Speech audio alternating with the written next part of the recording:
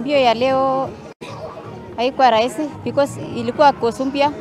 Kutoka Nandi ilisikuja ni mamilima ni mingi. Na kukuja kwangu siku ya leo nilikuwa nime prepare na nilikuwa naambia coach niende tu kama ni catch myself, nimefika hapo kwa mazoezi. Na nashukuru Mungu kwa kushinda, sikuwa natarajia juu wakimbiaji tulikuwa wengi. Na kila mtu akikuja kwa kila mtu ni mshindi.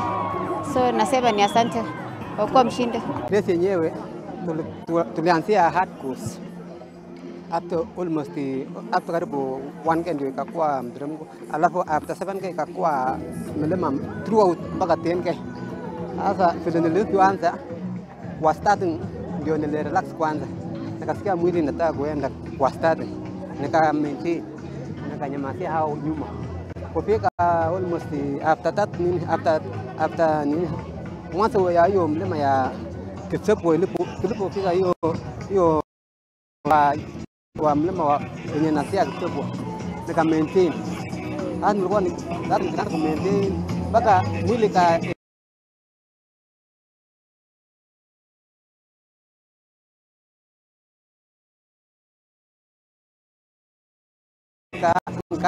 kusonga peke yake.